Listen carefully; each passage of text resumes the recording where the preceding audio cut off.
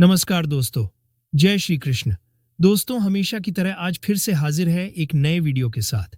हम उम्मीद करते हैं कि ये वीडियो आपको पसंद आएगा और आप इसे अपने दोस्तों के साथ जरूर शेयर करेंगे और चैनल को सब्सक्राइब कर दें।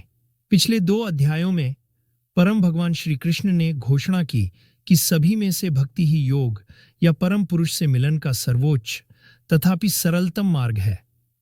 इस अध्याय में वे अपनी सर्वोच्च महिमा को प्रकट करते हैं जो श्रद्धा, भक्ति और विस्मय को प्रेरित करती है। यद्यपि श्री कृष्ण अपने व्यक्तिगत रूप में अर्जुन के सामने खड़े हैं, फिर भी उन्हें मानवीय व्यक्तित्व वाला समझने की भूल नहीं करनी चाहिए। सृष्टि के आरंभ में परमेश्वर अपनी भौतिक शक्ति से असंख्य जीवों की रचना करते हैं और प्रलय के समय वे उन्हें पुनः अपने में समाहित कर लेते हैं तथा सृष्टि के अगले चक्र में वे उन्हें पुनः प्रकट करते हैं। जिस प्रकार सभी जगह बहने वाली प्रचंड हवाएं हमेशा आकाश में ही रहती हैं, उसी प्रकार सभी जीव भगवान के भीतर निवास करते हैं। हालांकि वे अपनी दिव्य योग माया शक्ति द्वारा एक तटस्थ पर्यवेक्षक के रूप में इन सभी गतिविधियों से हमेशा अलग और पृथक रहते हैं।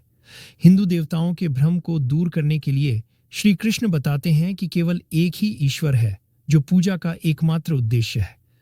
सभी जीवों के लिए वह सच्चा मित्र, सहारा, शरण और अंतिम लक्ष्य है। इसलिए जो आत्माएं परम पिता परमेश्वर के प्रति अनन्य भक्ति में लीन रहती हैं, वे उनके धाम में जाती हैं और वहीं रहती हैं। वेदों में वर्णित अनुष्ठानिक समारोहों से प्रभावित लोग भी दिव्य धाम प्राप्त करते हैं। हालांकि जब उनके पुण्य समाप्त हो जाते हैं तो उन्हें पृथ्वी पर वापस लौटना पड़ता है। ऐसा कहते हुए श्री कृष्ण केवल उन्हीं के प्रति समर्पित शुद्ध भक्ति की श्रेष्ठता का बखान करते हैं। ऐसा भक्त भगवान की इच्छा के साथ पूर्ण एकता में रहता है, उनके लिए सब कुछ करता है और उन्हें सब कुछ अर्पित करता है। उनकी शुद्ध भक्ति भक्तों को भगवान के साथ रहस्यमय एकता प्राप्त करने में मदद करती है और उन्हें कर्मों के बंधन से मुक्त करती है। श्री कृष्ण कहते हैं कि वे सभी प्राणियों के प्रति निष्पक्ष हैं। वे न तो किसी का पक्ष लेते हैं और न ही किसी का तिरस्कार करते हैं। यदि घृणित पापी भी उनकी शरण में आ जाएं, तो वे उन्हें सहर्ष स्वीकार कर लेते हैं और बहुत जल्दी उन्हें पवित्र और पुण्यवान बना देते हैं। श्री कृष्ण फिर कहते हैं कि वे अपने भक्तों के भीतर विराजमान हैं और उन्हें नष्ट नहीं होने देंगे। वे उनके पास जो है उसे सुरक्षित रखते हैं और जो उनके पास नहीं है उसे प्रदान करते हैं। इसलिए हमें अपना मन और शरीर उन्हें समर्पित कर देना चाहिए, उनकी पूजा करनी चाहिए, हमेशा उनका चिंतन करना चाहिए और उन्हें अपना सर्वोच्च लक्ष्य बनाना चाहिए।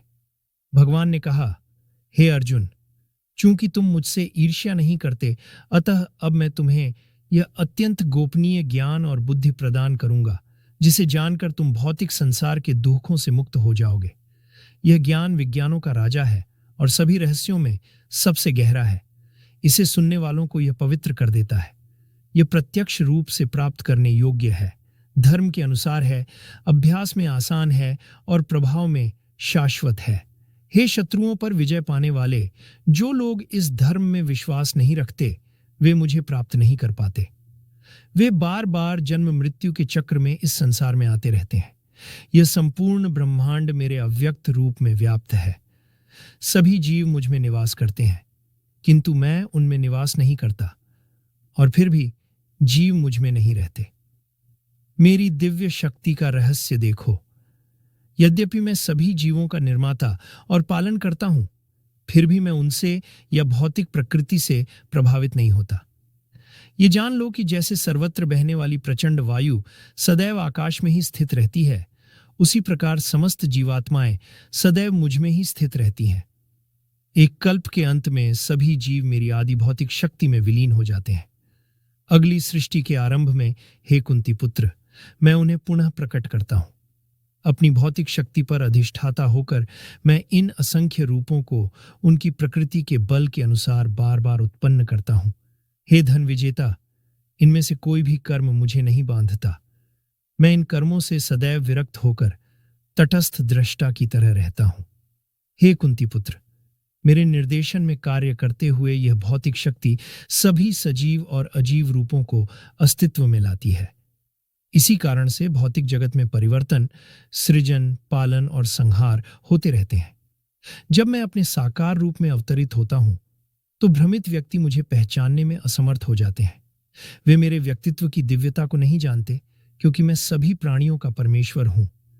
भौतिक शक्ति से मोहित होकर ऐसे लोग आसुरी और नास्तिक विचारों को अपना लेते हैं। उस भ्रमित अवस्था में उनके कल्याण की आशा व्यर्थ हो जाती है, उनके कर्म व्यर्थ हो जाते हैं और उनकी ज्ञान संस्कृति नष्ट हो जाती है। परंतु हे पार्थ, जो महात्मा मेरी दिव्य शक्ति की शरण लेते हैं, वे मुझ भगवान कृष्ण को ही समस्त सृष्टि का मूल जानते हैं। वे अपने मन को अनन्य भाव से मुझ में लगाकर मेरी भक्ति में लीन रहते हैं।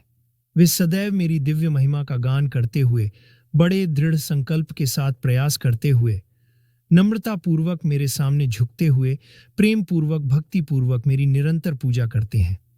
अन्य लोग ज्ञान के विकास के यज्ञ में लगे हुए हैं और अनेक विधियों से मेरी पूजा करते हैं। कुछ लोग मुझे अविभाज्य एकता के रूप में देखते हैं, जो उनसे भिन्न नहीं है, जबकि अन्य लोग मुझे उनसे पृथक मानते हैं। फिर भी अन्य लोग मेरे ब्रह्मांडीय रूप की अनंत अभिव्यक्तियों में मेरी पूजा करते हैं। मैं ही वैदिक अनुष्ठान हूं, मैं ही यज्ञ हूं और मैं ही पितरों को अर्पित किया जाने वाला हवन हूं। मैं ही औषधि हूं और मैं ही वैदिक मंत्र हूं। मैं ही घी हूं, मैं ही अग्नि हूं और मैं ही हवन का कार्य हूं। मैं ही इस ब्रह्मांड का पिता हूं। मैं ही माता पालनहार और पितामह भी हूं। मैं ही पवित्र करने वाला, ज्ञान का लक्ष्य, पवित्र अक्षर AUM हूं। मैं ही ऋग्वेद, सामवेद और यजुर्वेद हूं। मैं ही समस्त जीवों का परम लक्ष्य हूं। मैं ही उनका पालन करता, स्वामी, साक्षी, निवास, आश्रय और मित्र हूं। मैं ही सृष्टि का उद्गम, अंत और विश्राम स्थान हूं। मैं ही भंडार और सनातन बीज हूं। मैं सूर्य के समान गर्मी फैलाता हूं और वर्षा को रोकता हूं और भेजता हूं। हे अर्जुन, मैं अमृता भी हूं और मृत्यु भी। मैं आत्मा भी हूं और पदार्थ भी। जो लोग वेदों में वर्णित सकाम कर्म में लीन हैं, वे अनुष्ठानिक यज्ञों के माध्यम से मेरी पूजा करते हैं। सोमरस, जो कि यज्ञों का अवशेष है, पीकर पाप से शुद्ध होकर वे स्वर्ग जाने की इच्छा रखते हैं। अपने पुण्य कर्मों के कारण वे स्वर्ग के राजा इंद्र के धाम में जाते हैं और दिव्य देवताओं के सुखों का आनंद लेते हैं। जब वे स्वर्ग के विशाल सुखों का उपभोग कर लेते हैं, तो उनके पुण्यों का भंडार समाप्त हो जाता है और वे पृथ्वी पर लौट आते हैं। इस प्रकार जो लोग वैदिक अनुष्ठानों का पालन करते हैं, वे भोगों की इच्छा रखते हुए बार बार इस संसार में आते जाते रहते हैं। कुछ लोग ऐसे भी हैं जो हमेशा मेरे बारे में सोचते हैं और मेरी अनन्य भक्ति में लीन रहते हैं। उनका मन हमेशा मुझ में लीन रहता है। मैं उनकी कमी को पूरा करता हूं और जो उनके पास पहले से है, उसे सुरक्षित रखता हूं। हे कुंती पुत्र, जो भक्तजन श्रद्धा पूर्वक अन्य देवताओं की पूजा करते हैं, वे भी मेरी पूजा करते हैं, किंतु वे गलत विधि से ऐसा करते हैं। मैं ही समस्त यज्ञों का भोक्ता तथा एकमात्र स्वामी हूं, किंतु जो लोग मेरे दिव्य स्वरूप को नहीं समझ पाते, उन्हें पुनर्जन्म लेना पड़ता है। देवों के उपासक देवों के बीच जन्म लेते हैं, पितरों के उपासक पितरों के पास जाते हैं, भूतों के उपासक ऐसे प्राणियों के बीच जन्म लेते हैं और मेरे भक्त मेरे पास ही आते हैं। यदि कोई मुझे भक्तिपूर्वक पत्र, पुष्प, फल अथवा जल अर्पित करता है, तो मैं उस शुद्ध चेतना युक्त भक्त द्वारा प्रेम पूर्वक अर्पित की गई उस वस्तु को प्रसन्नता पूर्वक ग्रहण करता हूं। हे कुंती पुत्र, तुम जो कुछ करते हो, जो कुछ खाते हो, जो कुछ पवित्र अग्नि में आहुति देते हो, जो कुछ दान देते हो तथा जो कुछ तपस्या करते हो, उन सब को मुझे ही अर्पण करो। अपने समस्त कर्मों को मुझे समर्पित करके तुम शुभ अशुभ फलों के बंधन से मुक्त हो जाओगे। संन्यास द्वारा मुझ में मन लगाकर तुम मुक्त हो जाओगे और मुझको प्राप्त करोगे। मैं सभी जीवों के प्रति संभव रखता हूं, न तो किसी के प्रति द्वेष रखता हूं, न किसी के प्रति पक्षपात करता हूं। परंतु जो भक्त प्रेम पूर्वक मेरा भजन करते हैं, वे मुझ में निवास करते हैं और मैं उनमें निवास करता हूं। यदि सबसे अधिक पापी भी अनन्य भक्ति के साथ मेरी पूजा करते हैं, तो उन्हें भी धर्मात्मा ही माना जाना चाहिए, क्योंकि उन्होंने उचित संकल्प लिया है। वे शीघ्र ही पुण्यवान हो जाते हैं और स्थायी शांति प्राप्त करते हैं। हे कुंती पुत्र, यह स्पष्ट रूप से कह दो कि मेरा कोई भी भक्त कभी नष्ट नहीं होता। वे सभी लोग जो मेरी शरण में आते हैं, चाहे उनका जन्म, वंश, लिंग या जाति कुछ भी हो, यहां तक कि वे भी जिन्हें समाज तिरस्कृत करता है, वे परम गति को प्राप्त करेंगे। फिर पुण्य कर्म वाले राजाओं और ऋषियों की तो बात ही क्या। अतः इस क्षण भंगुर और आनंदहीन संसार में आकर मेरी भक्ति में लग जा। सदैव मेरा चिंतन करो, मुझ में भक्त बनो, मेरी पूजा करो और मुझे नमस्कार करो।